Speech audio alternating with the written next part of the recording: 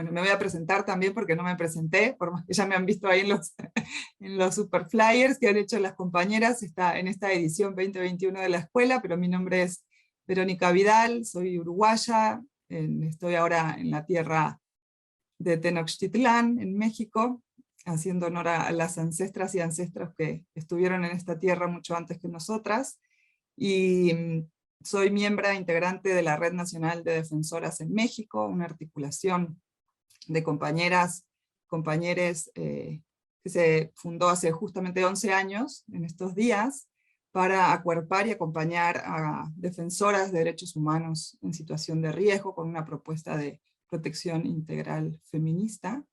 Bueno, me parecía también importante en esto de las articulaciones y redes que estamos creando, nombrarnos también nuestras adscripciones institucionales y nuestras diversas pertenencias, porque siempre pertenecemos a más de un espacio, y darles todas las bienvenidas. Veo que ya tenemos a varias compañeras en la sala de Zoom. Entonces son 8:01, y si les parece puedo ir empezando, presentando a las docentes de la sesión número 4 de la escuela, que hemos denominado hacia la desmercantilización energética, resistencias y propuestas desde la economía solidaria y feminista. Y como hemos visto desde la primera sesión, en donde Cori y Flora nos hicieron un análisis del contexto, de qué era en qué veíamos concretamente en nuestras vidas la mercantilización y la financiarización de los contextos en los que nos encontramos y el contexto global, pues la energía es unos temas que de repente desde el feminismo y lo vemos bastante ajeno, o no estamos muy involucradas y nos parece algo muy técnico y que no tiene tantos impactos en el día a día, ¿verdad? Y en los sistemas en los que estamos involucradas. Tanto el sistema alimentario y energético que ha sido otro de los temas que se han platicado en esta semana en la escuela, están intrínsecamente relacionados, y creo que algo interesante es de esta escuela justamente es poner a debatir y a dialogar estos problemas que nos afectan y que tienen impacto directo en nuestras vidas, ¿no? Vemos los alimentos y la energía son dos componentes básicos para nuestra sustentabilidad humana, y los que estamos viendo a partir de los análisis que estamos haciendo acá, y que queremos que sean también lo más ágiles y llanos posibles, porque son temas también muy, muy técnicos, como les comentaba, de poner un piso mínimo de entendimiento, de empezar a dialogar de qué forma estamos también desde los feminismos y desde la economía solidaria pudiendo aterrizarlos, ¿no? Y dando no alternativas, sino otros sistemas, ¿no? Que pueden ser posibles. Y bueno, antes de empezar, me faltó comunicarles algunas reglas, no reglas, sino lineamientos de convivencia para esta comunicación virtual que vamos a tener el día de hoy, y que es que por favor, como saben, mantener sus micrófonos en lo posible en silencio, ¿verdad? Tienen el chat en donde podemos poner nuestras preguntas, comentarios, ideas, donde nuestras compañeras van a estar recogiéndolos para la sesión de intercambio con ustedes más adelante. Y también, bueno, si por alguna manera no pueden estar entrar al Zoom porque se fue al spam o no encontraron el registro en su correo, pueden conectarse por YouTube. Bueno, entonces, si no hay más temas técnicos que me haya quizá olvidado, le doy la bienvenida a quienes nos saludan acá también por el chat del Zoom, de Ecuador, gente de Ecuador, en Paraguay, colegas del sur. Bienvenidas a todas y todos. Y voy a empezar por presentar a mis compañeras docentes el día de hoy aquí. Tenemos la presencia hoy de Paulina Montes de Oca, de Prodesc en México. Paulina es licenciada en Relaciones Internacionales y maestra en Estudios Políticos y Sociales por la UNAM, y es integrante del área de análisis e incidencia y responsable del programa Radar en Prodesc México. Y Paulina pues ha estado trabajando en el acompañamiento y la incidencia para un proceso que acompaña a Prodesc en la comunidad de Unión Hidalgo, en Oaxaca, en México, una comunidad que lucha contra la instalación de parques eólicos de capital transnacional en el estado de Oaxaca. Bienvenida, Pau. También está con nosotras hoy Verónica Pastorino Colombo. Vero es responsable del área económica financiera de La Corriente, es una entidad socia de Unión Renovables, es licenciada en Economía, experta en Gestión y Promoción de Economía Social y Solidaria por la UCM, es máster en Investigación de Mercados, y tiene experiencia en diferentes áreas de la gestión y planificación empresarial, en diferentes sectores como la energía, seguros, la consultoría social, y en estructuras organizativas como cooperativas, pymes y empresas. Bienvenida, Vero. Y Vero nos está hablando desde el Estado español. Y también tenemos a Eva Fernández Suárez. Bienvenida, Eva, que es una apasionada de la naturaleza y del campo. Y Eva comenzó a estudiar ciencias ambientales en la UNED, donde tomó aún más conciencia del cambio climático y la necesidad de trabajar por la sostenibilidad. Como resultado de eso, además de enfocar su negocio hacia la sostenibilidad y movida por la necesidad de hacer algo por el planeta, comenzó a cooperar con Austenergia, espero haberlo pronunciado bien, Eva, la cooperativa energética asturiana, y es socia colaboradora de Unión Renovables, y también está en esta sociedad cooperativa de La Corriente con Vero, trabajando también en el Estado español desde Asturias. Así que bienvenidas, queridas.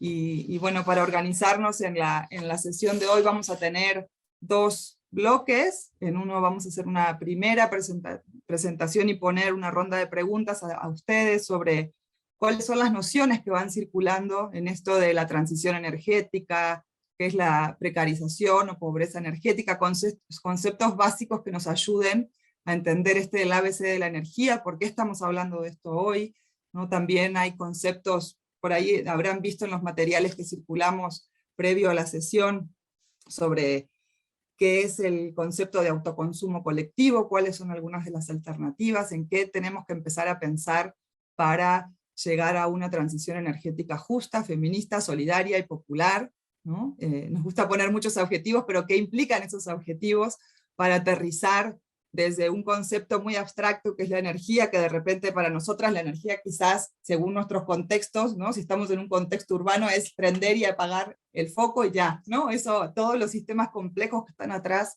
de cómo se genera la energía, quiénes la generan, para quiénes se genera, son importantes plantear en este primer pues puesta a punto, ¿no? De qué estamos hablando cuando hablamos de transición feminista y popular, ¿no?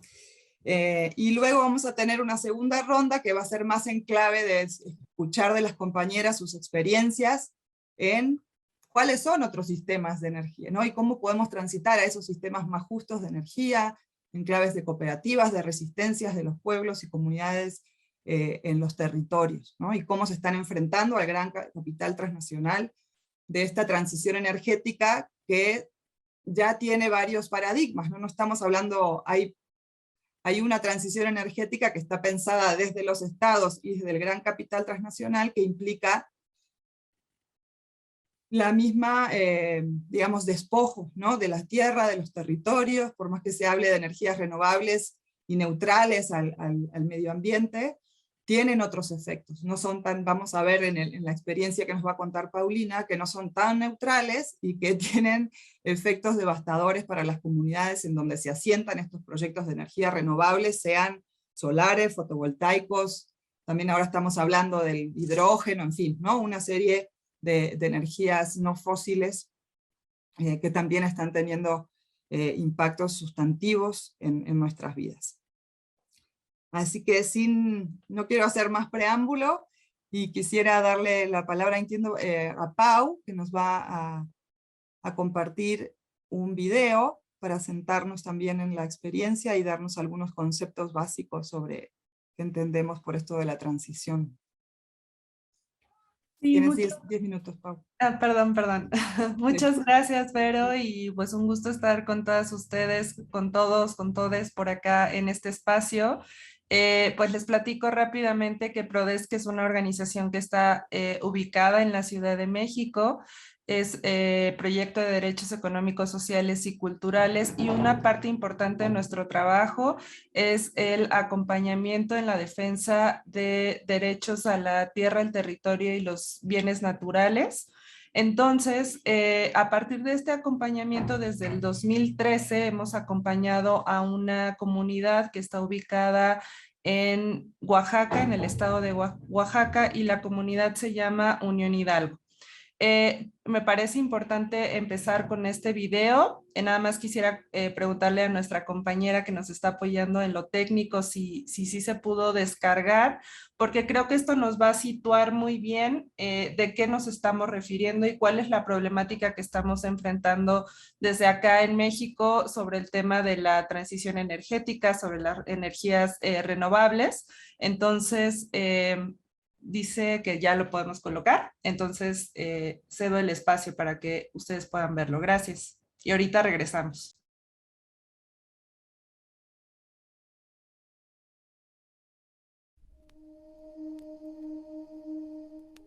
¿Qué es lo que más extraño? Que ya no hay ahora. Pues la tranquilidad de mi pueblo. El salir siempre con ese miedo de que probablemente ya no regresemos.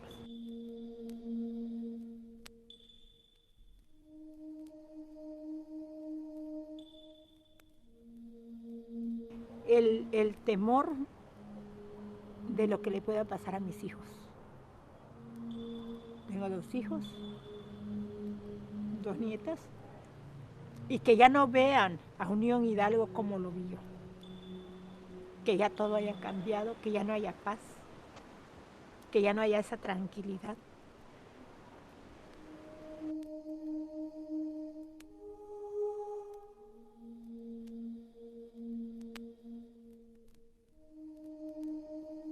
Existe una ley en Francia de que no se puede utilizar la corrupción como método para imponer un proyecto, para imponerse, que todas las empresas francesas se tienen que ajustarse a esa ley.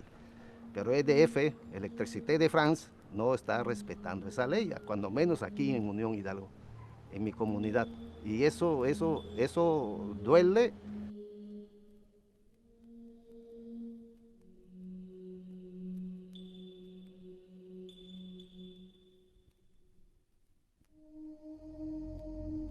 Lo que yo le pediría a los ciudadanos franceses, ellos que vean, que analicen nuestra situación, que se pongan tantito de este lado para que se sientan ellos, para que vean ellos esto que estamos padeciendo y que tomen la decisión de apoyar este movimiento. No es por otra cosa, por otra causa más que el respeto a los derechos indígenas, el respeto al medio ambiente, porque EDF, Electricité de France, ha recurrido a los actos de corrupción para escondernos todas las informaciones que nosotros quisiéramos saber.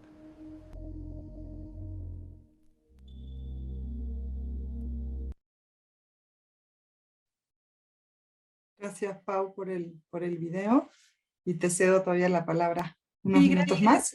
Si me pudiesen apoyar con la presentación.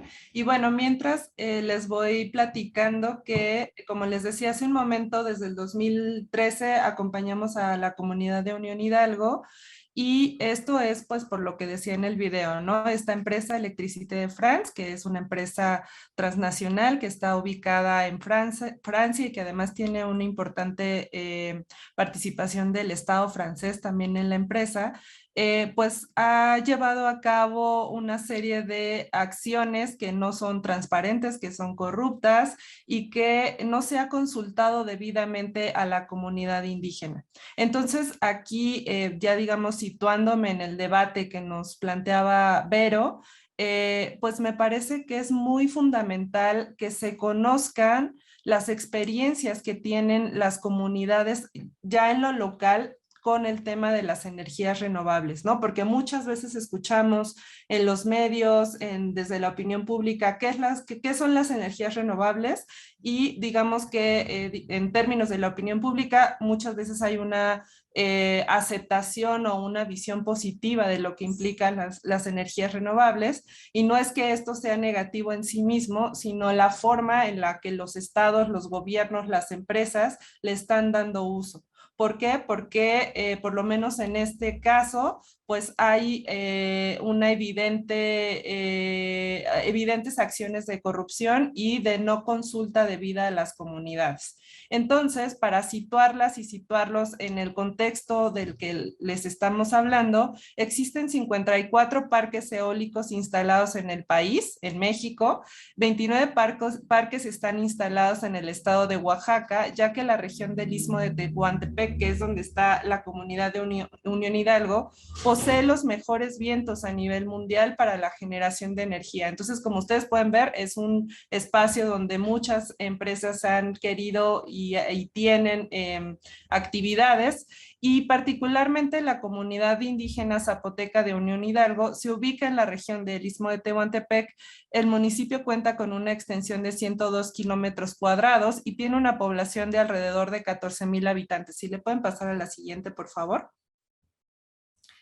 Como les comentaba, desde el año 2015 la empresa Electricité de France busca construir un parque eólico Gunasi-Caru en las tierras de la comunidad Unión Hidalgo. Sin embargo, y algo que es muy relevante en este punto, es que la comunidad indígena no ha sido consultada de manera efectiva sobre este proyecto, lo cual viola claramente sus derechos en torno al consentimiento libre, previo e informado y a la autonomía. Entonces, esto es muy importante porque si bien la empresa y el gobierno han intentado llevar a cabo procesos de aparente colectividad y de aparente toma en cuenta de la comunidad, no ha sido el proceso, no se ha llevado a cabo el proceso de una forma transparente, no se ha informado a la comunidad de las implicaciones o no se ha informado transparentemente las implicaciones que tendría este proyecto en la comunidad. Entonces, me parece que esto es un punto muy importante, que los estados deberían de tener un diagnóstico de las condiciones sociales en las que se quieren implementar estos proyectos. No nada más es el impacto ambiental, que eso es muy importante, sino también identificar cuáles son los usos y costumbres de las comunidades, cuáles son las relaciones de género que se viven en las comunidades. Ya iremos un poquito más adelante sobre este punto, pero pues a las mujeres no se les ha consultado de la misma manera que a los varones, no se están considerando todas las desigualdades de género que permean en la comunidad. Entonces, si queremos hablar de justicia ambiental, si queremos hablar de justicia en cuanto a las relaciones de género, pues no desde el Estado, aunque en discurso se tiene esta visión de impulsar la igualdad de género, desde el Estado no se está teniendo estas acciones y estas actividades. Por el momento quedo aquí y ya en la siguiente ronda les puedo platicar un poquito más ya en términos de lo que las mujeres de la comunidad viven y los retos a los que se están enfrentando constantemente. Muchas gracias, Vero. Gracias, Pau.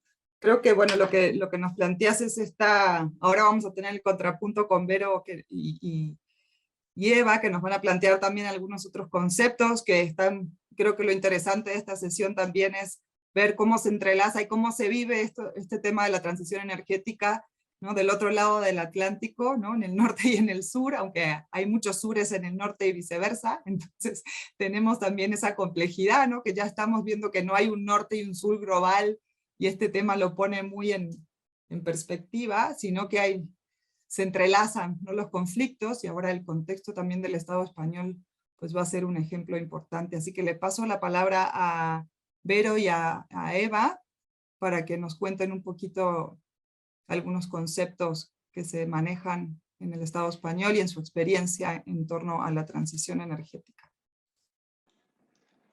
Bueno, hola, buenas tardes a todos. Muchas gracias por invitarnos y por todo el trabajo que estáis haciendo, que la verdad que ha resultado muy, pero muy interesante.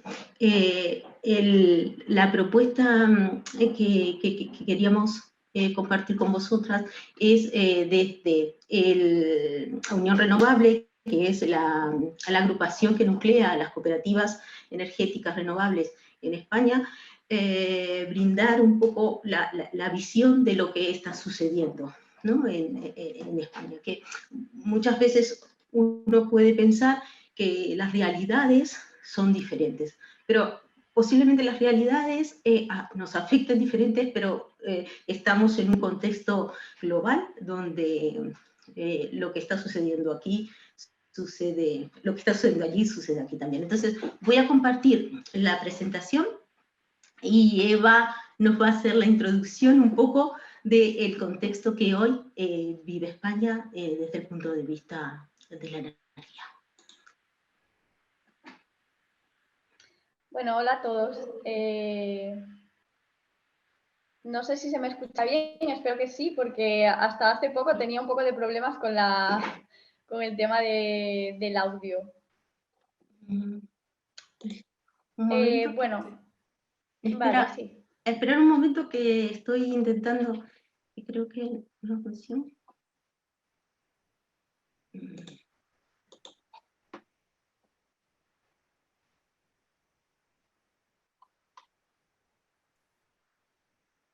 En el cuadrito, Vero, en este que tenés Sí, ahí lo arriba, único después no como... podés. Ahora, a ver, esta es. A ver si... ¿La estáis viendo? No, todavía está como angostita.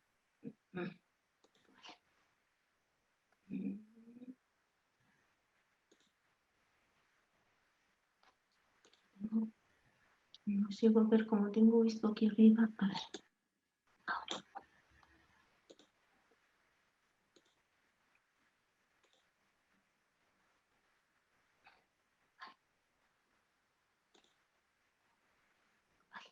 Aquí está, ¿no? ¿Ahora sí?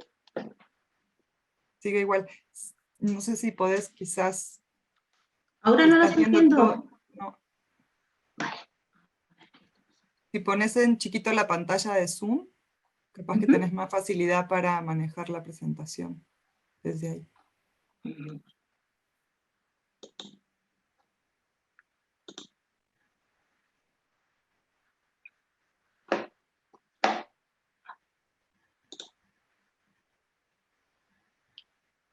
Déjame ver.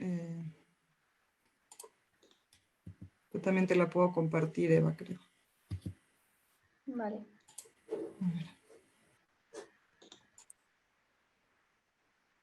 ¿Ahora? No, sigue igual. Sí. A ver, intentarlo vosotros.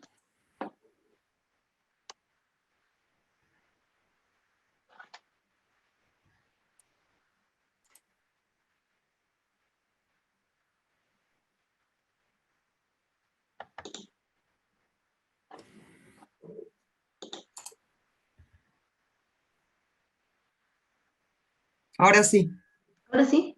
Es la Sí. mía la que está moviendo, vale. Bueno, aquí está. Pues nada, entonces le paso la palabra a Eva, que nos... Vale, muy bien. Pues yo lo que os quería poner es un poco en situación de lo que está pasando aquí en España. Bueno, ahí tenemos varias noticias que salieron estos últimos meses, ¿no? Una de ellas es que el gobierno investiga a Iberdrola, una empresa eléctrica, por vaciar los embalses en plena subida de la luz. Se cree que es para hacer especulación con la energía. También un problema que hubo durante un temporal, Filomena, en Madrid, fue que hubo un apagón de electricidad en la Cañada Real, en un barrio de Madrid, supuestamente por una sobrecarga energética, que bueno, en realidad yo creo que es más bien una excusa para quitarles la electricidad a esta gente, ¿no? También hay una noticia sobre la feminización de la pobreza energética, es decir, que la pobreza energética afecta mucho más a las mujeres por un tema de que son las personas que pasan más tiempo en casa, ¿no? Y bueno, también hay otra noticia sobre la energía nuclear, que ahora en España, pues, como hay ciertos problemas en el mercado eléctrico, pues las centrales nucleares están como, digamos, retando un poco al gobierno y amenazando con cerrar y dejarnos sin luz. También hay otra noticia que, bueno, es una pregunta que se lanza al aire sobre si sería ético construir una inmensa planta de paneles solares en el Sáhara, ¿no? Y esto me lleva también a una reflexión sobre lo que pasa en mi zona. Yo soy de Asturias, una zona muy rural. Eva, Dime. perdón que te interrumpa, es que me están diciendo que no se ve, yo la veo bastante bien, pero se está viendo chiquita la presentación, entonces la va a compartir con Tasmi. Vale, vale. Ahí va. Vale. Pues como iba diciendo, esto que estaba diciendo me lleva a una problemática que está ocurriendo aquí en mi zona, que es Asturias, que es, en su mayoría es una zona muy rural, y que podemos, en Asturias se ve muy bien tres partes, ¿no? Se puede dividir más o menos en la parte extractiva, donde ha habido extracción de carbón, principalmente para las industrias generadoras de energía. Una parte central que sería la industrial, y una parte occidental que ahora mismo, o sea, estaba más o menos muerta, llevaba unos años, que es donde estoy yo, y que estaba más o menos muerta, o sea, no tenía mucho auge, y ahora empieza a iniciarse en el turismo rural. Y en esta zona están intentando poner polígonos eólicos, o sea, y me siento muy en sintonía con lo que estaba diciendo también la compañera de Prodesk. Claro, cuando los ponen en esta zona, la mayoría de la gente que se dedica al turismo en esta zona son principalmente mujeres. ¿Qué supone, obviamente, que se hagan estos polígonos eólicos? Pues supone la destrucción del empleo de las mujeres. Además, se puede observar que en las zonas rurales hay muchos artesanos. Por ejemplo, en Taramundi se dedican a hacer navajas, ¿no? Hay 33 artesanos que se dedican a hacer navajas, y esto supone una pérdida o sea, la construcción de estos polígonos eólicos supone una pérdida de 33 puestos de trabajo, ¿no? En esta zona. Entonces, bueno, no es muy... te pones a hacer un balance, ¿no? de si compensa o no compensa, y te das cuenta de que en realidad pues es todo papel mojado, ¿no? Y bueno, le cedo la palabra a Verónica. Nos avisan cuándo cambiar, porfa, la diapositiva para que Tasmi Sí, pueda... sí, podéis cambiar la diapositiva. Vero, tienes unos minutitos, 1 minuto y medio. Vale, pues nada, ¿no? Es un poco estos titulares que reflejan la realidad que estamos viviendo desde el punto de vista energético en España, y traducirlos, ¿no? Estos titulares de noticias de la realidad a algunos de los problemas y de conceptos básicos que en el sector hoy y en la realidad se están planteando, ¿no? Acá lo que vemos es que España tiene pobreza energética. Vemos que, como lo explicó también en Asturias, pero es una problemática que se repite en el resto: abuso sobre el territorio, sobre los territorios. Tenemos el problema del capitalismo verde, del neocolonialismo extractivo, que muchas veces se plantean extraer de otras partes, pero no solo desde el exterior, también internamente, ¿no? De un sistema y un sector que está dominado por el poder oligopolio, y en las situaciones de crisis, estamos pasando por una crisis energética, la inacción de los gobiernos, que no tienen margen de maniobra por el poder oligopólico de la estructura del sector. Esto refleja mercantilización y financiarización de la vida en términos del sector energético, sin lugar a duda. Esto ya nos queda para después. Vale. Gracias, Vero. Pues creo que lo que plantean, ¿no? Yo viendo las presentaciones de las dos y las similitudes, ¿no? De lo que de lo que se ve tanto en el Estado español como en México en el caso de la transición energética y que ha implicado, ¿no?, para las poblaciones y las comunidades, pues creo que nos trae a colación a un fenómeno que también se ha visto en otras ediciones, creo que fue la anterior edición de la escuela, que es algo que venimos discutiendo también desde algunos círculos feministas, que es la captura corporativa del Estado, porque hablamos, bueno, ¿cuál es el rol de los estados, ¿no?, en garantizar los servicios energéticos en clave de derechos y no en clave de un bien, ¿no?, que genere nada más ganancias para ciertos sectores, ¿verdad? Por ejemplo, en el caso que comenta Paulina, los 29 parques eólicos que están en Oaxaca, ¿para quién están generando esa energía? No es para la población, la comunidad de Unión Hidalgo, en que ve reducida su factura de luz y que puede tener acceso o no a los servicios energéticos y disminuir las condiciones de pobreza o precariedad energética, sino que todo lo contrario, sus facturas de luz suben y esa energía renovable está destinada a las grandes empresas mexicanas y transnacionales como Bimbo, Coca-Cola, etcétera, etcétera. Entonces también para quiénes estamos, desde dónde se está generando esa energía, para quiénes y quiénes la controlan, ¿verdad? Entonces creo que son como temas centrales de esta discusión entre los paradigmas que estamos viendo de la transición energética, que hay un paradigma corporativo, ¿no?, empresarial, y también en donde el Estado está capturado en muchas de esas tomas de decisiones y las decisiones desde las políticas públicas para la generación energética, y luego un modelo también que está disputando este paradigma corporativo, que es la energía para quienes la necesitan, para la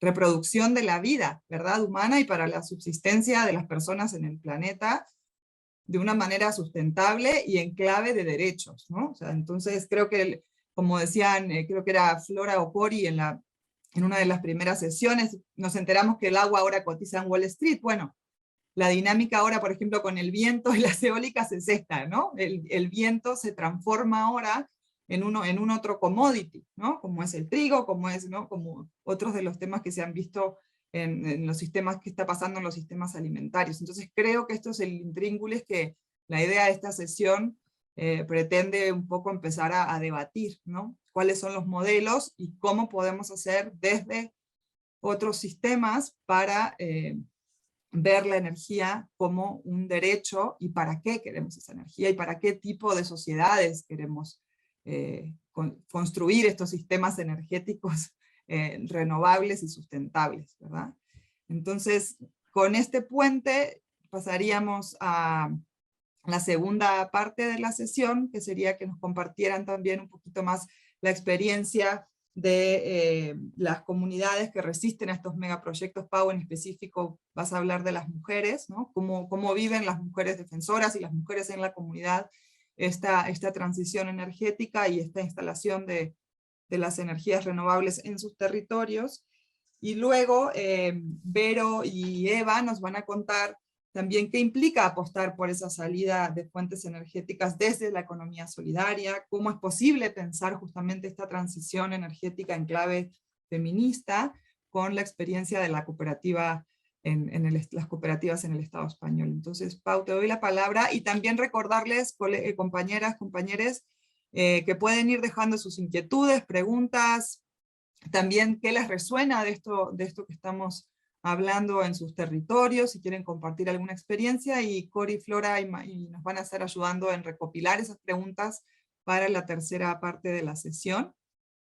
Así que espero ahí ver sus comentarios, que tenemos media horita, ojalá, para también intercambiar y tener un diálogo rico entre todas y todos y todes.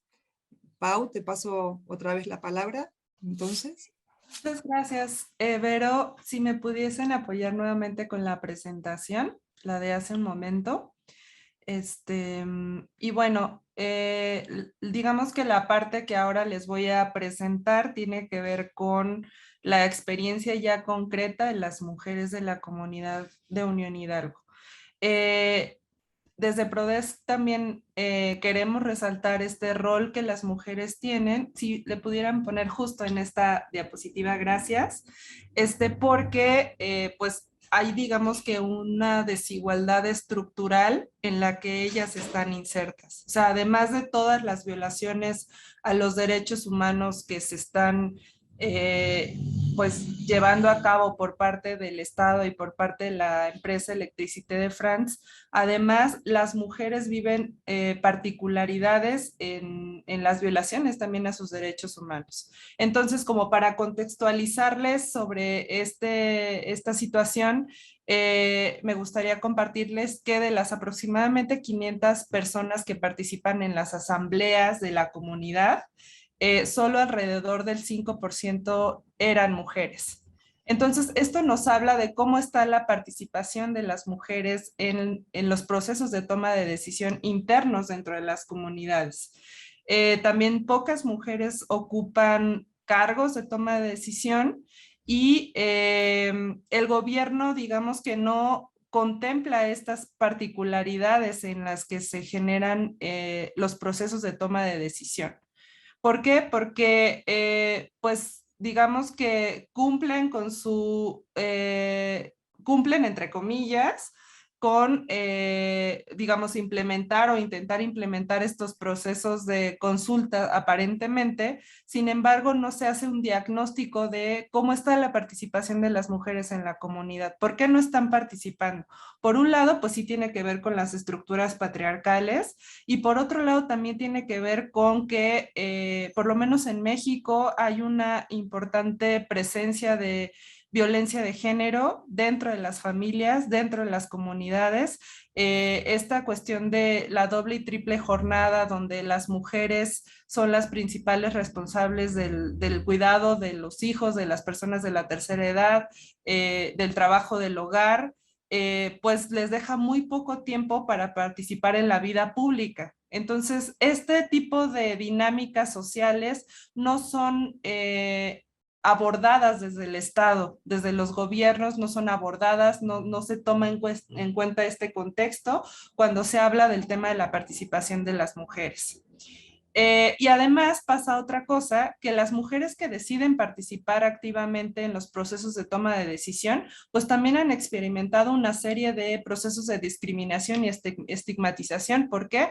Porque pues a las mujeres históricamente se les ha relegado, digamos que al espacio privado. Entonces, cuando hay mujeres que buscan participar en la vida pública, también viven una serie de discriminaciones y estigmatizaciones. Acá pues es un proceso general que no nada más sucede en la comunidad de Unión Hidalgo, pero que creemos que pues desde el Estado también se tiene una responsabilidad de implementar campañas en los medios de comunicación, de implementar políticas públicas donde esta representación que se tiene de las mujeres que participan en la vida pública pues empiece a cambiar y que se empiece a ver de manera positiva, además pues de generar los espacios donde las mujeres puedan participar.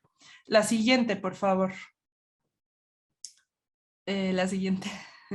Bueno, no sé qué pasó ahí con la presentación, pero creo que ya viene, justo, la siguiente, justamente, gracias.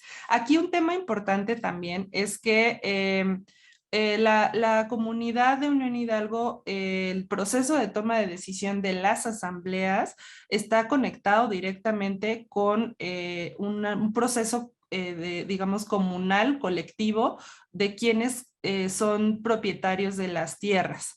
Entonces, los varones históricamente son los que tienen el nombramiento de propietarios de las tierras y eso les da un pase directo a participar en los procesos de toma de decisión. Entonces podemos ver que aquí hay una cuestión estructural, porque como las mujeres tienen un porcentaje mínimo para participar como propietarias de las tierras, entonces también tienen un porcentaje mínimo en la participación en los procesos de toma de decisión de la comunidad. Entonces acá desde PRODES también se ha dado un proceso de acompañamiento para que este traspaso pues de los derechos también se promueva que las mujeres tengan derechos y que las mujeres sean propietarias de las tierras comunales. Entonces eso es muy importante porque nos habla pues de una situación estructural en la que está la dinámica social de la comunidad de Unión Hidalgo, que es importante tenerla en cuenta. Luego, por otro lado, esto ya es una situación más general en la que se que se vive en nuestro país, en México, sobre el tema de las defensoras de derechos humanos. Y acá les quiero presentar unos breves datos que nos muestran lo grave que es y lo peligroso que es ser defensora de derechos humanos en México. De acuerdo con el Mecanismo para la Protección de Personas Defensoras de Derechos Humanos y Periodistas de la Subsecretaría de Derechos Humanos, Población y Migración, entre enero y mayo del 2020 hubo 250 agresiones contra personas defensoras de derechos humanos y periodistas, de las cuales 52 fueron dirigidas contra mujeres defensoras y 34 contra mujeres periodistas. Entonces, podemos ver que ser defensor o defensora de derechos humanos en México es un riesgo, y si le sumamos, digamos que la cuestión de género, pues se agrava más, digamos que las mujeres están más expuestas a distintos tipos de violencias, y que si son mujeres defensoras, pues se suma o se aumentan estos riesgos por defender sus derechos humanos. Entonces, pues digamos, con esto termino. Este es un panorama general. No, perdón, me falta otra. Sí tengo tiempo todavía, ¿verdad, Vero? Perfecto. Sí, sí, sí. Gracias. La siguiente, por favor. Acá, pues, un poco después de este panorama de cómo es ser defensora de derechos humanos en México, algunas de las reflexiones que hemos tenido en colectivo es en torno a esta pregunta, ¿no? De cómo impulsar procesos de transformación que deriven en estructuras de género más igualitarias en el contexto de las energías renovables. Ahí se me fue un acento en la pregunta, pero entonces digamos que se da en tres sentidos esta propuesta de cómo se puede empezar a transformar el escenario en el que las mujeres defensoras se desenvuelven. Por un lado, que es básico, pues es impulsar la participación más activa de las mujeres en los procesos de toma de decisión de las comunidades de manera interna, y que se generen mecanismos efectivos que garanticen su seguridad. Aquí forzosamente tiene que participar el Estado, garantizando la seguridad de las personas defensoras. Por otro lado, es generando políticas públicas con perspectiva de género y desde una mirada desde la interseccionalidad, que incluyan programas dirigidos a atender las problemáticas estructurales en las que están cimentadas las desigualdades de género. Como les comentaba hace rato, si nada más el Estado se enfoca en el proceso de consulta y no se hace un diagnóstico mucho más integral de cuáles son las condiciones sociales en las que las mujeres están inmersas, el tema de violencia de género, del tema de cuidados, del trabajo, del hogar, si no se ve esto de manera integral, la forma en la que se diseñen las políticas públicas en términos de participación de las mujeres en procesos de consulta, pues va a ser muy marginal. Entonces sí se tiene que ver de manera integral y se tiene que hacer un diagnóstico social de las situaciones en las que están pues viviendo las mujeres. Y por último, y que me parece muy importante, es generar espacios para que las mujeres que ven violentados sus derechos a partir del impulso de proyectos de energías renovables sean escuchadas y que sus experiencias estén en el centro de la discusión. Esto es fundamental. La mirada de las mujeres tiene que estar en el centro. La mirada de las mujeres que viven en las comunidades, que se ven afectadas por estos proyectos, tiene que estar en el centro de la discusión y también de la generación de propuestas que podamos tener pues desde la sociedad civil, desde los gobiernos. Entonces eso es fundamental y eso es parte de la propuesta que hemos tenido desde Prodesc, pues en el acompañamiento que hemos dado a la comunidad de Unión Hidalgo. Muchas gracias y por acá quedo atenta a sus preguntas al ratito. Gracias, Vero. Gracias, Pau. Sí, justamente ya veo una preguntita ahí que la vamos a retomar. Nora, gracias. Es una pregunta súper importante y que está directamente relacionada con el caso de Unión Hidalgo, ¿no? Sobre la ley francesa del deber de vigilancia, y Pau puede comentar la experiencia de Prodesc más adelante en el uso de justamente de esa ley para el caso que traía. Le voy a pasar la palabra ahora a Eva y a Vero nuevamente para que nos cuenten un poquito de esta experiencia, justamente de qué implica, ¿no? Pensar en una transición energética desde la economía solidaria y en clave feminista en el contexto de su experiencia con las cooperativas de energía en el Estado español. en realidad todos los temas relacionados que están sobre la mesa son muy amplios, ¿no? Y necesitaríamos mucho más tiempo para poder, no sé, me estoy quedando con la sensación que no podemos profundizar mucho en cada uno de estos temas que son muy, muy importantes. A mí me gustaría hacer la puntualización de que cómo conectamos energía con mujer, ¿no? Que a veces, no sé si, yo creo que es un punto de partida importante para desarrollar todo lo que estamos planteando. A mí me gusta una definición que hace Cristina Saavedra sobre la energía exosomática y endosomática, ¿no? Y las mujeres, las personas generamos energía, y las mujeres en particular son las encargadas de reproducir y mantener la vida en términos generales. Eso nos hace desgastar muchísima energía en cuidados. Y en cuidados que no se ven ni visibilizados ni valorados en el sistema de mercado actual. Esto es como una visión más holística del tema de la energía. Y luego está de todo lo que nos estamos refiriendo de la energía física, de la energía externa, de la energía que se produce para generar la producción, para movernos, ¿no? La historia de la humanidad no podría explicarse sin el desarrollo tan importante que ha tenido la energía para su evolución. Y en el punto que en este sentido nos encontramos es de que el sistema actual, desde el punto de vista energético, además de nunca haber considerado el aporte energético de las mujeres en la reproducción y el mantenimiento de la vida, tampoco se está planteando y viendo cómo integrar la parte física con la parte de nuestra propia energía. Cuando hablamos de una transición energética que no tenga la visión feminista, se sigue quedando a un lado toda esta situación que desde el colectivo feminista siempre estamos reclamando, de poner en valor y visibilizar todo este esfuerzo colectivo, que gran parte de ello se ha apropiado el capitalismo para, ¿no? para desarrollarse, para crecer. Y es una parte de la apropiación de nuestro esfuerzo y de nuestro trabajo que también lo retiene.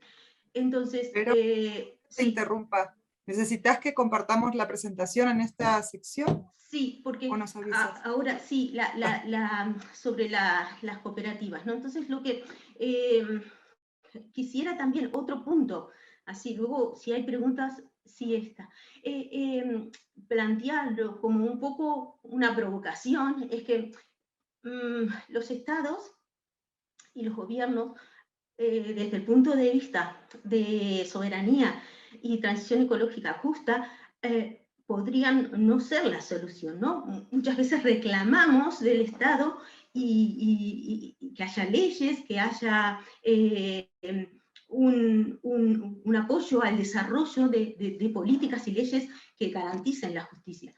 Y como hemos visto y como ha dicho Verónica, los estados, los gobiernos están capturados y muchas veces no son capaces de reproducir. Entonces, sin enrollarme demasiado, quisiera provocar con esta pregunta, ¿no? O con esta propuesta. Ni Estado, ni mercado, comunidad, ¿no? Esta es un poco para introducir la apuesta de una transición económica, una transición energética basada en un agente o una nueva figura a potenciar que es la comunidad. Entonces, una de las formas, desde el punto de vista de potenciar esto, son organizaciones que garanticen una función de la comunidad con determinados valores, porque vivimos en un mundo donde las terminologías a veces son apoderadas, ¿no? Como dice un capitalismo verde, ¿no? Y entonces ahora Iberdrola es verde, ¿no? Y todas las grandes empresas del Estado español, que son un oligopolio y que son responsables en parte junto con el Estado de la situación que se vive en España y de la crisis energética, y entonces es necesario plantearse estructuras organizativas, administradoras y gestoras más allá del Estado y el mercado, ¿no? Las cooperativas, por una forma de funcionar, pero también unos principios y unos valores en los cuales se organizan, serían la forma, por lo menos estoy hablando desde el Estado español, pero bueno, experiencias cooperativas hay en todas partes del mundo, y que garantizarían que la transición energética en parte sea con los valores que estamos reclamando. Luego, o sea, un poco, lo dejo así para no enrollarnos mucho, pero lo que vamos a presentar ahora son dos proyectos desde Astur Energía y desde La Corriente, que se están llevando a cabo en términos de este concepto, ¿no? De comunidad. No sé si quieres presentar, pasar tú, Eva. Sigue tú. Vale, entonces, bueno, así muy rápidamente, tenemos tiempo, no te apures. Te aviso. Vale, para ir integrando de a poco, porque es mucha también información, y ya estamos recopilando las preguntas. Sí, a mí yo creo, así que lo interesante de todo esto, es las dudas que surjan y poder dar explicaciones a todo esto. Bueno, entonces, presentaros, hoy lo que se está planteando como alternativas a una forma diferente de generar y consumir son comunidades energéticas y autoconsumos compartidos, que en algunos aspectos se parecen mucho, pero yo lo veo, por ejemplo, como algo, un autoconsumo compartido es una parte más práctica de funcionamiento de lo que es una comunidad energética. Una comunidad energética es algo más elaborado, es algo que conlleva más que el autoconsumo compartido, ¿no? Pero también en las formas en que consumimos, un grupo de personas producen y consumen lo que están produciendo de forma colectiva. Es un paso importante, ¿por qué? Porque desde el autoconsumo compartido lo que hacemos es lograr dar un paso adelante hacia la soberanía energética. O sea, no, en una finca nos ponemos de acuerdo el conjunto de vecinos, organizamos en nuestros tejados placas fotovoltaicas, nos organizamos y llegamos a acuerdos de cómo dividir de acuerdo a diferentes criterios, ¿no? que son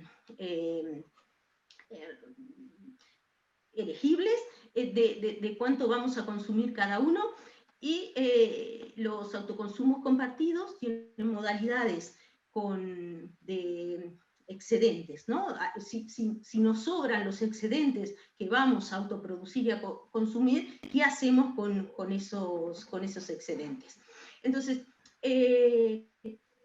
es una alternativa real a, en parte, desconectarnos del sistema actual y de lograr una autonomía parcial. Porque la realidad es que estos autoconsumos compartidos pueden tener modalidades donde no estemos conectados a la red y otras opciones con conexión a la red, que la conexión a la red implica tener relación con las grandes empresas del oligopolio distribuidoras de la energía, y también podemos tener una parte de excedente que pueden ser compensados o que se pueden vender. Pero el ejemplo que queremos traer por el de la corriente es que este proyecto que se está desarrollando mediante un proyecto de un fondo europeo del Horizonte 2020 va a poner como proyecto piloto a un cohousing de Madrid, que además lo interesante de este proyecto es que la comunidad ya está de por sí, por ser un cohousing y por haberse desarrollado sobre la base de comunidad y con todo lo que ello conlleva, está un paso adelante. Y ahora, desde el punto de vista energético, lo que van a hacer es compartir, o sea, la generación, compartirla entre todos, ¿no? La explicación un poco, las diferencias y la explicación un poco de comunidad energética las hacemos luego, después de la presentación del caso de Eva, para no quitarle tiempo también a ella, y vemos las diferencias entre una u otra opción que hoy están planteadas y como alternativas en España. Bueno, pues la comunidad energética que estamos llevando a cabo nosotras con Astroenergía la lleva a cabo Axuntase, que es una cooperativa de cohousing que está en Lugo de Llanera, concretamente muy cerca de Oviedo, aquí en Asturias, ¿no? El concepto de comunidad energética como tal no está... ahora mismo en España no hay una normativa para el concepto de comunidad energética, pero nos gusta mucho el nombre porque de alguna manera facilita que la gente se suma al proyecto, ¿no? Como lleva eso de comunidad, ¿no? Pues a la gente le llama. Bueno, también tengo que decir que en un primer momento este tipo de proyectos la gente es un poco reticente y hay que informar a la gente para que sepa a qué se está enfrentando, ¿no? Y una vez que se le informa y demás, pues bueno, les gusta el proyecto. Y bueno, la comunidad energética es un concepto muy amplio. En este caso va a ser de generación de energía mediante placas solares, que no solo va a beneficiar a las viviendas que están en el cohousing, sino que además a todas las viviendas que están alrededor de la casa del cohousing van a verse beneficiadas también si quieren participar en el proyecto. Pero bueno, como comunidad energética es un concepto muy amplio. Puede haber comunidades energéticas de transporte en el tema de coche compartido, por ejemplo. Puede haber comunidades energéticas, en vez de paneles solares, puede ser de eólico o hidráulico o una mezcla de varias opciones, ¿no? En este caso, bueno, se decidió por paneles solares porque, bueno, la ubicación es sur y, bueno, era mucho mejor paneles solares. Y, bueno, con el tema de la comunidad energética, aquí en España estamos un poco encorsetados, ¿no? Porque no permite, o sea, ahora mismo el reglamento que tenemos para poder hacer una comunidad energética o un autoconsumo es básicamente que solo puedes estar a 500 metros de las viviendas que comparten, tener un mismo centro de transformación o que los últimos 4 dígitos del catastro, que bueno, son los nombres de las fincas, no sé si en América funciona igual, pues se puede compartir, ¿no? Entonces, eso encorseta mucho a las a estos proyectos. Decir también que la comunidad energética es una forma bueno, ahora mismo con estos cambios de tarifas que estamos teniendo en España, que se nos pone el precio de la luz por las nubes, este proyecto de comunidad energética es una forma de ayudar a las cooperativas en la solvencia, o sea, en poder comprar energía y en poder mover la energía, ¿no? De la otra manera, participar en el mercado o a una cooperativa le conlleva muchísimo esfuerzo, sobre todo económico. Y nada, no sé si Verónica quiere aportar algo más. Sí, a ver, todo esto se está desarrollando en España, tanto los autoconsumos compartidos como las comunidades energéticas, y en realidad lo que está sucediendo, como decía Eva, que no hay una normativa clara, pero de hecho, no en la definición legal, pero en la práctica sí que están desarrollándose estas formaciones de comunidad energética. Lo que hay en España está la directiva europea que establece todas las condiciones para que se desarrollen este tipo de producciones y consumo. El tema es que en España no se hizo todavía o sea, no se pasó la normativa europea a ley española.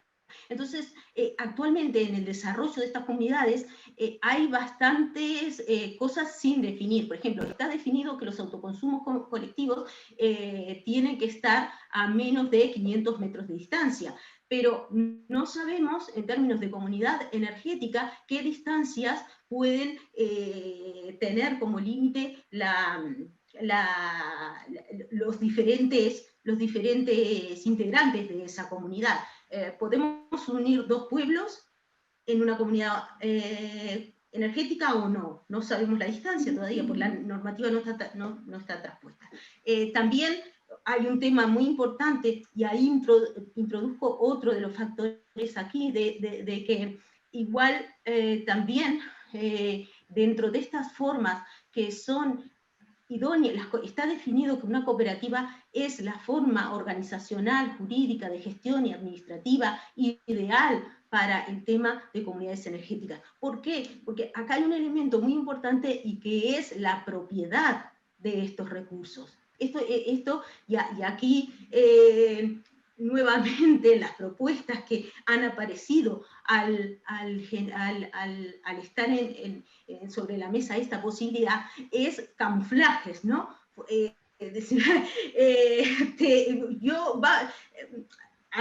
lo hemos analizado en Unión Renovable sobre estas propuestas, ¿no? que han surgido. Entonces, vamos a incentivar las comunidades energéticas. Mira, te lo monto todo así, que parezca que es esto, y lo que hay detrás es lo de siempre, ¿no? Entonces, el hecho de garantizar que la propiedad de estos recursos de generación y consumo sean distribuidos entre la masa social es indispensable a la hora de configurar estas nuevas formas, porque si no por más que se creen nuevas figuras que puedan hacer una transición, lamentablemente siempre las vemos apoderadas, ¿no?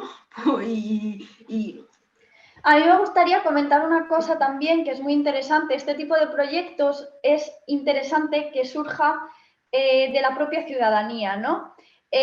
Porque se está viendo que en el momento en que se mete un ayuntamiento, por ejemplo, que antes de que el proyecto esté formado y tenga cierto pozo, en cuanto el ayuntamiento lo empieza a promover, si no está ese pozo ahí, la gente dice, bueno, me lo van a solucionar, me desentiendo, ¿no? Entonces es interesante que surja el movimiento de la creación de la comunidad energética entre la gente, entre los ciudadanos, y que después, cuando el proyecto esté asentado, presentarlo al ayuntamiento. Es importante ese orden y no al revés.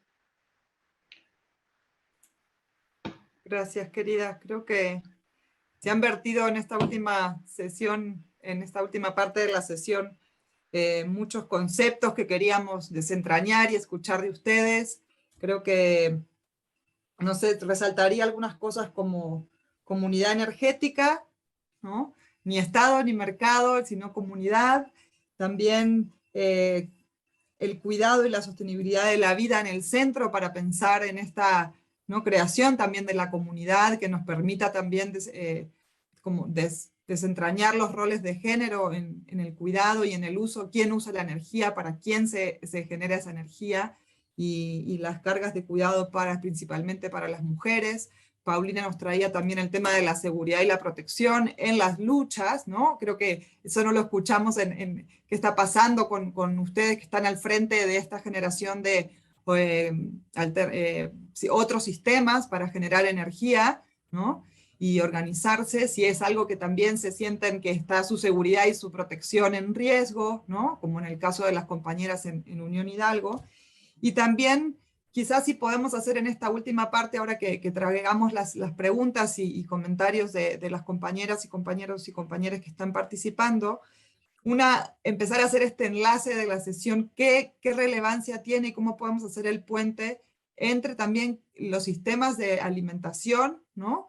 Y la generación, la soberanía alimentaria, que era lo que se estaba planteando como otros sistemas en las sesiones anteriores, y esta soberanía energética, que es lo que se está tratando, que desde mi punto de vista es lo que estas experiencias que nos comentan Eva y Vero están tratando de generar, ¿no? Y que por un lado tenemos estos sistemas paralelos o fuera del Estado, ¿no? Tratar de salirnos del sistema para generar sistemas más justos y más sustentables, y también, por el otro lado, en el contexto mexicano, pues más bien la resistencia, ¿no? Hacia eso también demandándolo, en donde en algunos contextos necesitamos demandarle al Estado a veces también condiciones básicas para poder también generar otras alternativas, porque es un embate justamente contra la vida misma, ¿no? Entonces, creo que son dos experiencias también bien interesantes para poner a dialogar en esta última parte, y si les parece puedo pasar a contarles un poquito qué nos comentan las y los compañeros que nos están escuchando. Y tengo una primera pregunta para Paulina, que nos preguntan justamente sobre la ley francesa del deber de debida vigilancia, si se ha aplicado a una empresa en algún momento, y sería interesante, nos dice Nora H., si tenemos alguna información, y creo que Pau, el caso de la comunidad de Unión Hidalgo contra la empresa es interesante para traerlo a colación. Sí, gracias, Vero. Justo veo que mi colega Rafael por acá en el chat puso el informe que se llama Vigilancia sin voltaje. Entonces, si lo pueden consultar, es una muy buena fuente como para informarse con detalles mucho más precisos de lo que ha sucedido pues en este proceso que se está llevando contra la empresa Electricité de France. Y nada más como un contexto muy breve, nada más denme un segundito porque aquí tenía abierto el documento, pero me gustaría comentarles que, bueno, esta ley francesa de debida vigilancia plantea que las empresas tienen la obligación de respetar los derechos humanos en las actividades que está implementando la empresa, y esto incluye las filiales. Esto es muy importante, ¿no? Entonces, no nada más es la empresa que está en Francia, sino lo que está sucediendo en otros países, en este caso, como es una empresa transnacional, lo que está sucediendo en otros países donde tiene operaciones. Y además, ya tomando como base, si a lo mejor algunas o algunos lo conocen, los principios rectores de Naciones Unidas sobre empresas y derechos humanos, pues eso también lo hemos considerado en PRODES como un eje, ¿no? Como para identificar cómo se está llevando a cabo este concepto de debida diligencia, pues vinculado con esta ley francesa. Entonces, por ejemplo, uno de los puntos más relevantes que se tiene que tener en este proceso de implementación de esta ley es que se tenga un plan de vigilancia. Y les cuento algunos de las medidas que se deben de tener. Por ejemplo, un mapeo de riesgos, ¿no? Entonces, por ejemplo, esto es identificar, analizar y priorizar los riesgos que se tienen en las operaciones de las empresas, evaluación periódica de la situación de las filiales, subcontratistas o proveedores, acciones a la medida para mitigar riesgos o prevenir impactos graves, un mecanismo de alerta en cooperación con los sindicatos considerados representativos dentro de la empresa, un sistema para supervisar las medidas de implementación y evaluar su eficacia. Estos son algunos de los planes que se deben de tener, o acciones más bien, perdón, que se deben de tener pensando en las operaciones que tiene esta empresa Electricité de France, en este caso, pues en las operaciones que se busca tener en territorio mexicano. Entonces, por eso es muy importante pues conocer un poco más de esta ley. Y si quieren conocer ya del caso como mucho más, porque digamos como que platicarles a grandes rasgos es esto, pero darles muchos detalles, pues por temas de tiempo no daría, pero ustedes pueden checarlo en este informe que nos compartió mi colega Rafael. Muchas gracias. Gracias, Pau. Sí, quizá comentarles que ese informe también está en los materiales que se les compartieron previos a las sesiones. Y también quizá, Pau, mencionar que la Comunidad Unión Hidalgo junto con PRODESC y el Centro de Derechos Constitucionales Humanos, en octubre del 2020, interpusieron una demanda utilizando esta ley. Fue la primera demanda que una comunidad indígena en América Latina presenta y demanda a una empresa transnacional en su propio territorio. Entonces, ha sido un proceso largo, ¿no? Y todavía está, digamos, sin una resolución, digamos, judicial, pero es un paso, pues creemos, en la búsqueda así de justicia, ¿no? De acceso a la justicia en ese sentido. Y Pau, no sé si quieran comentar o si hay alguien más de los compañeros acá de PRODESC que también pueda vertir más información sobre ese proceso del uso de la ley.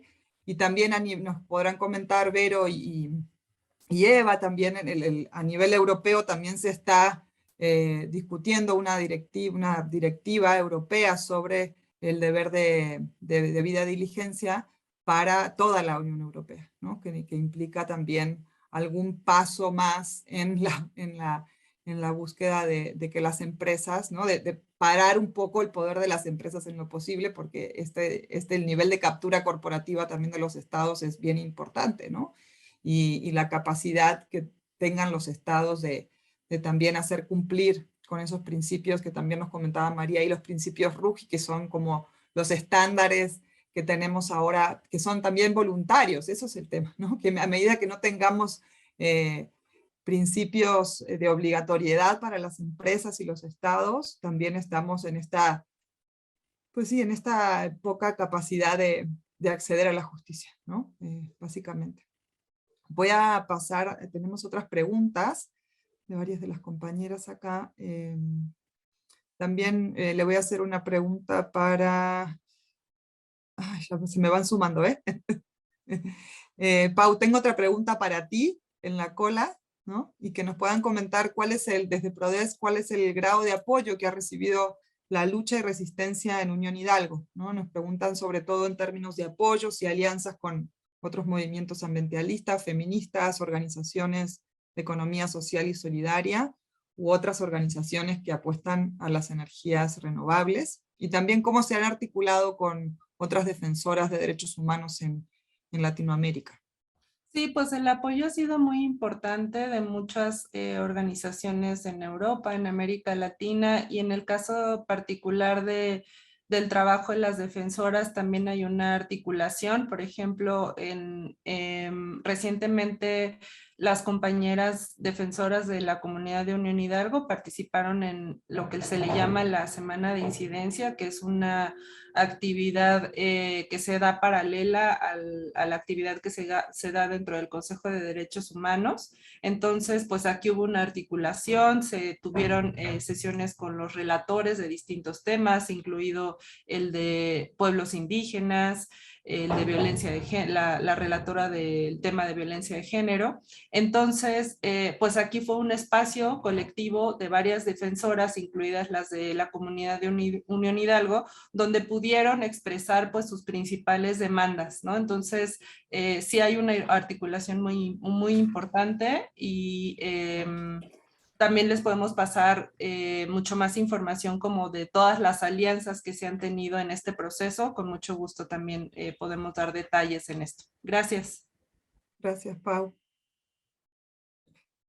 Después, bueno, tengo un comentario de Arely Escobar también, que nos comenta que el Estado como institución es una estructura de dominación que históricamente en Abya Yala ha permitido y facilitado la entrada de capitales transnacionales extractivistas. Y se parece paradójico demandar cuidados al Estado en este contexto. Y se pregunta si será posible fomentar la autonomía y la autogestión de las mujeres, retomando las formas ancestrales de organización social. Ahí no sé también si alguna de ustedes quiere reaccionar a este comentario, cualquiera de las tres. Sí, actualmente la crisis del sector energético y la estructura del sector español bueno, que ya os he comentado, ¿no? Que es un oligopolio donde hay 5 empresas que concentran el 90% del mercado de generación y de comercialización. O sea que estamos en las manos de grandes empresas multinacionales con intereses capitalistas que se ven reflejados en las decisiones que se toman. Y ante este poder tan impresionante, o sea, hay que también puntualizar que hay sectores que son monopolios puros, ¿no? De que no hay mucha racionalidad económica para que esté en manos de empresas privadas, ¿no? Entonces hablamos de producción de bienes, ¿no? El agua, la energía. Entonces, en España, desde la década de los 90, así como ha sucedido en América Latina la privatización en la mayoría de los casos, creo que la excepción es Uruguay, porque hubo un referéndum donde la población votó de que no se quería privatizar la empresa de energía en Venezuela, pero en el resto de América Latina y en España, promovida, y a veces uno dice, bueno, es por las tendencias o las ideologías políticas de capitalistas neoliberales, que son las que han impulsado esto en el Estado español.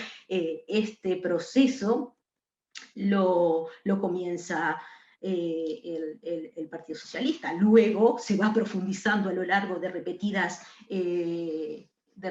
gobiernos de uno y otro ideología, y llegamos al punto donde no hay, estamos en la crisis actual, estamos sometidos a unos precios que se determinan de forma marginalista. O sea, el precio que determina lo que va a costar a los consumidores la energía hoy es según esto no creo que lo pueda explicar rápidamente, pero es con el último tecnología, el valor de la última tecnología que entra a cubrir demanda. Entonces, si una energía renovable cuesta el megavatio 50 euros, la última, que es el gas, por ejemplo, que a nivel mundial se ha disparado, determina que se va a retribuir a toda la generación al precio de la última tecnología que entra. Y eso marca lo que se está llamando beneficios caídos del cielo. Las eléctricas tienen todas privatizadas, o sea que el Estado no tiene ningún margen de maniobra, ni siquiera de las hidráulicas, ¿no? Que es un recurso natural de todos, y están en manos privadas. Y entonces, el Estado no tiene margen de maniobra, y lo peor de todo es que esta directiva de beneficios caídos del cielo también no es solamente una directiva a nivel español, viene también a nivel europeo. Entonces, apoyo lo que el comentario anterior estaba diciendo, ¿no? O sea, la realidad nos muestra, lamentablemente, que muchas veces el Estado no puede garantizar nada de lo que estamos planteando como solución a la situación actual. Gracias, Vero. Sigo acá con los comentarios, y hay varios comentarios y preguntas. Los que no podamos abordar por tema de tiempo se van a retomar para que las compañeras luego puedan tener un espacio en la formación para responder y quedar en la historia también de la escuela, ¿no? ¿Cómo replantear? Creo que un comentario que hace Magdalena García acá es importante en esta dicotomía que estamos, ¿no? Que decías, ni Estado, ni mercado, ni comunidad. ¿Cómo hacemos para replantear, ¿no? Esta inclusión conceptual de estados capturados, que ella prefiere decir mejor gobiernos, ¿no? Y ni Estado ni mercado, sino comunidad, unido a los gobiernos como un sujeto que está obligado a garantizar los derechos humanos bajo los principios de progresividad para avanzar en el principio de universalidad. Creo que este es el dilema que todas tenemos, ¿no? Sabemos que el Estado, ¿no? Los gobiernos no responden o no están, ¿no? Satisfaciendo obviamente en clave de derechos a lo largo de todos los que debemos tener garantizados para todas las personas, de todas las cadenas de derechos que están intrínsecamente relacionados además, ¿no? Entonces, ¿cómo hacemos en esta transición hacia otra figura, ¿no? Porque muchos tampoco confiamos en que los estados van a transitar hacia seguir garantizando o establecer mecanismos de rendición de cuentas y de transparencia y de todo lo que hemos también las agendas desde los derechos humanos que se han venido reclamando.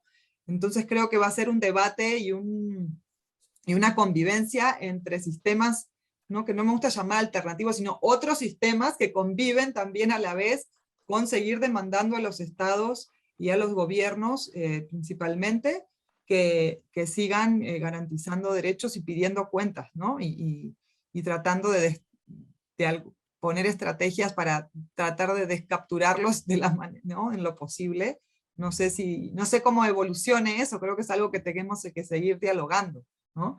Pero no sé si alguna de ustedes quiere contestar a esa pregunta o cómo lo sienten también en sus contextos, diálogo o si hay posible convivencia entre las experiencias fuera de los estados y con los estados mismos.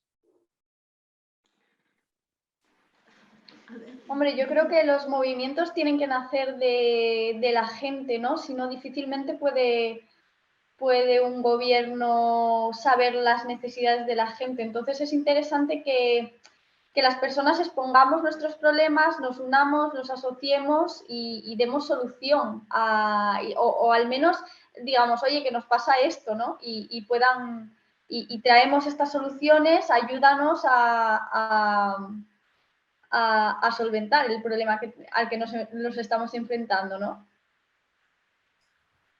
Sí, bueno, y yo también añadiría esto que creo que el rol que podemos tener desde la sociedad civil, desde la lucha colectiva, pues es exigir que se garanticen los derechos, ¿no? O sea, en este tono de exigencia de que son derechos que tenemos y que es deber de los gobiernos y de las empresas, pues garantizar que esto suceda en la práctica. En primer lugar, pues conocerlos y en segundo lugar, que esto se implemente, que sea una realidad para las comunidades.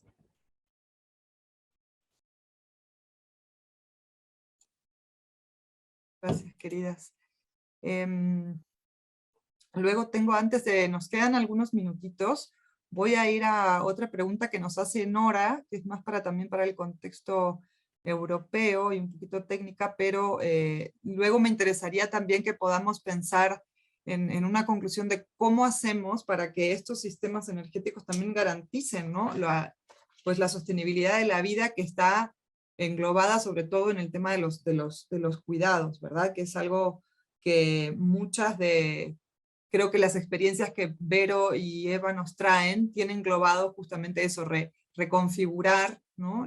los sistemas de cuidados, que no solo también estén englobados en lo que es la familia nuclear, que es algo que el sistema, ¿no? La reproducción capitalista de la vida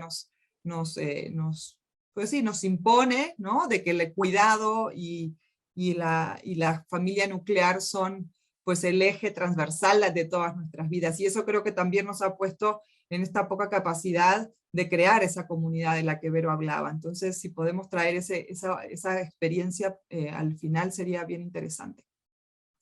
Y Nora tiene otras preguntas para Eva y Vero, y dice, sé que hubo o habrá un cambio de la ley europea hace poco y se tenía que hacer más fácil la creación de y sostenibilidad en el tiempo de las comunidades energéticas locales. Si podéis comentarlo y si ha tenido impacto en el impulso de las comunidades energéticas locales en el Estado español y en sus territorios. No sé si pueden abordar eso.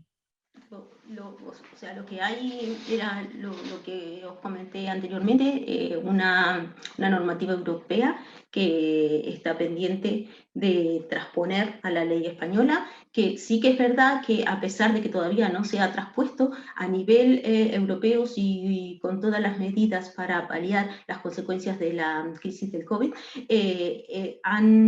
se han puesto recursos, fondos europeos para incentivar el desarrollo de esta transición energética, ¿no? Y entonces, por ejemplo, está por salir todos los fondos y cómo se van a acceder a esos fondos de ayuda para la transformación energética en clave renovable. Aquí a mí me gustaría puntualizar una cosa en la transformación energética a recursos renovables. Y hay un elemento que no hemos comentado y que es fundamental, es que la transformación energética a renovables no es en absoluto compatible con el modelo económico capitalista de crecimiento ilimitado. O sea, una de las premisas esenciales de una transformación energética a renovables es decrecer. Y en este punto es porque las tasas de retorno de la energía renovable no se parecen en absoluto de lo que hasta ahora el petróleo significó. Entonces, pensar que se puede por eso es la lucha actual que existe en el sector energético por el poder y por hacerse de esta fuente de energía, ¿no? Porque sabemos que lo que hay ahora, lo que se viene, no va a poder sostener el modelo económico capitalista. Y hay una lucha por apoderarse de esto, ¿no? Y que se está viendo, por ejemplo, en la agresividad y en el autoritarismo de lo que está sucediendo. Entonces, ¿cómo se plantea esta justicia energética, esta soberanía energética, con una posibilidad real de recursos energéticos renovables, ¿no? Entonces, aquí hay muchísimo para reflexionar, también como consumidores y consumidoras. Hay mucho que reflexionar en esto, ¿no? Porque muchas veces desconectamos la problemática que existe con nuestras propias conductas. Entonces, ¿cómo no? Esto también hay que, de alguna forma, repensarlo y irlo uniendo. Gracias, Vero. Creo que esto último que traes es como clave para seguir, ¿no? En las discusiones y en los diálogos, y creo que también son bien interesantes las experiencias diferentes que trajimos hoy aquí, ¿no? De cómo se vive en un lado y el otro del mundo, esto de la transición. Yo, por ejemplo, me pongo a pensar, y Pau puede también complementar, la experiencia de las compañeras en Unión Hidalgo, que todavía, por ejemplo, usan los impactos que está teniendo en la posibilidad de sostener su vida y sus formas de vida ancestrales, que también se traían acá en el chat en algún momento, de que ellos todavía, por ejemplo, cocinan los totopos, que son un tipo como de tortilla que se cocina a la leña todavía, en donde todos estos parques eólicos han cercado las comunidades y los montes a donde los varones, que son los que van y recolectan la leña, van a buscar esa leña para la subsistencia, que lo usan para su autoconsumo y también para la venta y para su ingreso, ¿no? Para obtener el ingreso. Y estas empresas han cercado esos territorios y hay momentos en donde ya hay las empresas de seguridad privada, pues literalmente no dejan tener acceso a buscar pues, su medio de vida, básicamente, ¿no? Que es la leña para cocinar los totopos y venderlos y comerlos, y en fin, ¿no? Entonces creo que también hay esto que planteas es bien importante, porque sí hay una disrupción importante de los medios de vida y de los conocimientos ancestrales y los medios de subsistencia para las comunidades, y se vive también bien diferente en los ámbitos urbanos y rurales, y las posibilidades también. Creo que un puente interesante de esta charla es hacer esto, cómo hacemos los que estamos, las y las que estamos en las ciudades, y las comunidades que también tienen otros contextos bien diferentes, para poder generar estos otros sistemas que les permitan seguir cuidando de sus comunidades y de sus medios de vida, ¿verdad? Entonces creo que son parteaguas y tenemos que seguir en estos intercambios norte-sur, sur-norte, este-oeste, para poder seguir ampliando las posibilidades que tenemos en los embates del capital transnacional, ante los embates del capital transnacional, que como bien decías, son insostenibles, ¿no? O sea, estamos llegando ya a límites importantes, y que van a poner en riesgo, pues, nada más y nada menos que la vida de todas, todes y todos en este planeta, ¿no? Entonces creo que es un momento interesante para que estos diálogos se profundicen y sigan, y creo que el espacio de la escuela justamente nos da esta posibilidad, y de tender puentes y de seguir tejiendo juntas, juntos y juntes.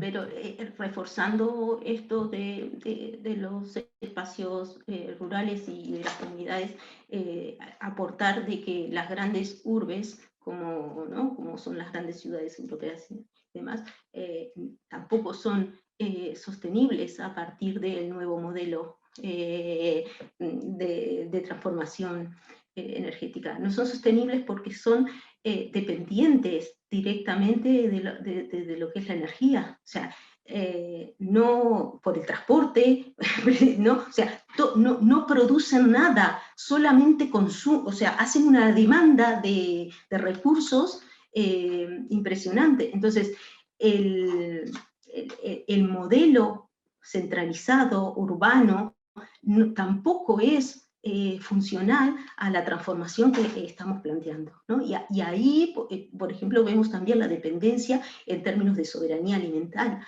O sea, si no hay transporte, si no hay energía que haga llegar los recursos para proveer la vida en una gran ciudad, la gente no es capaz de vivir, no es capaz de llegar a su trabajo, no es capaz de alimentarse, y eso está un poco conectado con, no he visto todavía la presentación de ayer, pero lo que se ha planteado en términos de soberanía alimentaria, ¿no? El modelo y la transición que se está planteando desde el punto de vista energético no es compatible con lo que hoy existe.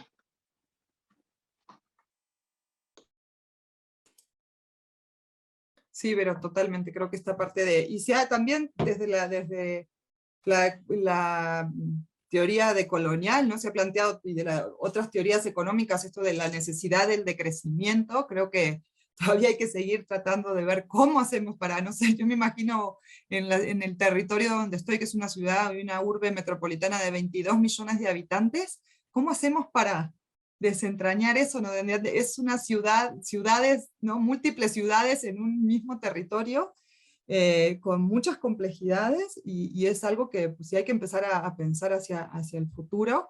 Y ahora creo que algo interesante de estas sesiones, cómo empezamos también a utilizar, cómo entendemos todos estos conceptos y cómo los podemos ir poniendo en práctica en nuestros propios espacios organizativos, en nuestras comunidades, y podemos empezar a pensar otros lenguajes, ¿no? Nombrar las cosas también de otra manera, y creo que podríamos pensar como un producto de esta sesión un glosario ¿no?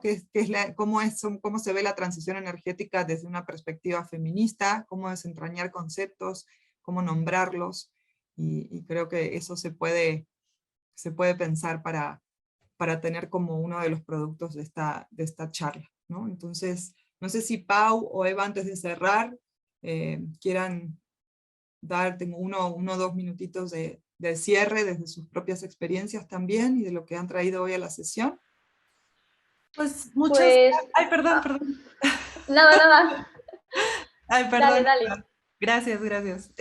No, nada más, pues agradecer el espacio y reiterar lo que ya mencionaba hace un momento, ¿no? O sea, que para esta transición y para esta transformación que estamos buscando, pues que en el centro estén las personas afectadas, las mujeres afectadas. Creo que lo que mencionabas, Vero, de las dinámicas de cocina, ¿no? Que suceden en la comunidad de Unión Hidalgo es un ejemplo claro de que tenemos que escuchar sus necesidades concretas y ponerlas en el centro de la discusión ya a nivel nacional, global y de transformación. Entonces, con eso cierro. Muchas gracias. Gracias, Pau.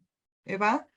Pues yo quería decir simplemente nada, también agradezco mucho que hayáis contado con nosotras y que yo estoy viendo por aquí, por la zona, mucho movimiento de mujeres por cambiar el mercado eléctrico y por empoderarse. Entonces tenemos que seguir animándolas y que nada, que muchas gracias. Gracias a ustedes tres. Y bueno, antes de cerrar, también agradecerles a Marian, María, Flora, Cori, que han estado ahí haciéndome el aguante, y el aguante, como decimos en Argentina y en Uruguay, el apoyo, y mandando las preguntas, y a Tasmi también con las presentaciones. Esto es un esfuerzo, como saben, como nos gusta a todas, siempre es colectivo, y ha sido un placer también que las compañeras de DON me hayan invitado a participar de este espacio, y bueno, espero que haya moderado bien. Creo que el tiempo no fue bien, nos gustaría quedarnos más, pero bueno, mañana también seguimos, es la última sesión, la sesión 5, que nos recordaba María en el chat también, sobre finanzas éticas y solidarias, desafiando las lógicas de un mundo hiperfinanciarizado. Les recuerdo la hora 8 AM de México, 10 de Buenos Aires y el sur, más al sur, y 3 PM de Madrid, Berlín, y las que están ahí en Europa, salvo Irlanda y el Reino Unido, que creo que es una hora menos, pero las esperamos por acá, también en el canal de YouTube. Recuerden que si no tienen el enlace en sus bandejas principales de correo, lo pueden tener en su carpeta de spam, o de correo no deseado, que ha pasado en estos días, me comentan las compañeras, para que tengan seguridad de que se puedan conectar mañana. Y bueno, como siempre, no terminan acá. Esta escuela también es una oportunidad para seguir charlando, conectando, creando puentes y colectividades, ¿no? Creo que es una de las cosas más ricas, y ojalá también, todas queremos que sea presencial, ojalá que la próxima, el 2022, nos pueda encontrar en persona. Les mando un abrazo, gracias a todas por todos por sus participaciones, preguntas, reflexiones, y no sé si Flora quieras decir algo más al final. Gracias, gracias a todas. Besos, abrazos y gracias. Nos vemos mañana, última sesión. Y el cierre, sí. La recopilación. Gracias, no, a ustedes, un enorme placer. Gracias. Quiero. Adiós.